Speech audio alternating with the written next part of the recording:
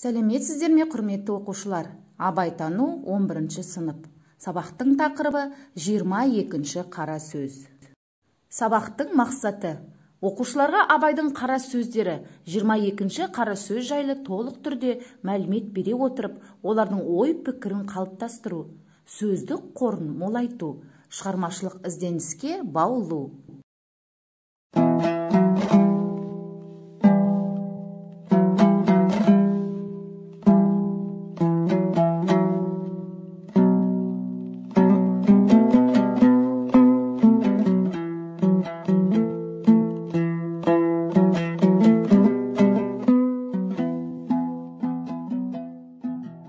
Дәл осы күнде қазақтың ішінде кімді жақсы көріп, кімді қадірлеймін деп ойладым.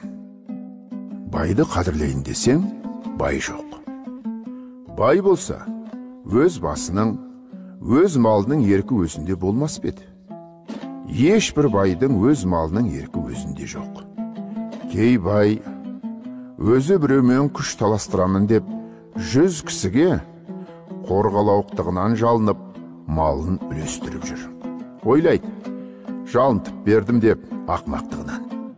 Жоқ, өзі жалынып беріп жүр. Қайыр демес, мырзалық демес.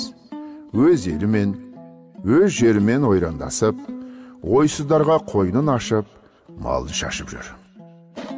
Кей байлар, елдегі құттылар, сүттілер берекелесе алмаған соң, кеселді қулар көбейіп кетіп, көп қорқытып, іздеген нәрсесі жоқ, еріксіз кім болса соған жеміт болып жүр. Мырзаларды қадірлейін десем, осы күнде анық мырза елде жоқ. Мал бергіш мырза иттен көп. Біреу бір пайдама келтірем деп мырза болып жүр.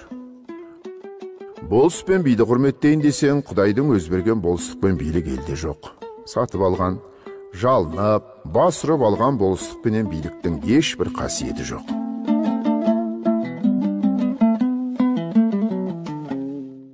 Мықтыны құрметтейін десең, жаманшылыққа елдің бәрі мықты, жақсылыққа мықты кісі елде жоқ.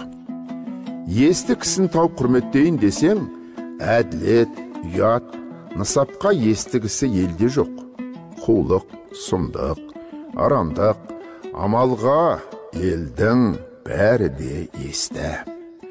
Ғарып қасар бишараны құрметтейін десең, жатқан түйеге міне алмаса да, ол момындыққа есеп емес. Егер мінерлік жай болса, бірдемен етте білерлікте жайы бар. Енді қалды қу мен сұм, олар өзде қуартпай, суалтпай, тыныштық көрер емес. Кімді сүйдік, кімнің тілеуін тіледік, өзі құрттанып шашылған болыс билер тұра тұрсын. Енді әлбетте амал жоқ. Момындығынан ырыс баққан дау бақпас деген мақалмен боламын деп, бергеннен жағалмай, жарымын беріп, жарымын тыныштығымен бағалмай, ұры залым қуларға жеміт болып жүрген шын момын байларды аямасаң, һәм соның тілеуін тілемесең болмайды. Сонан басқаны таба алмадым.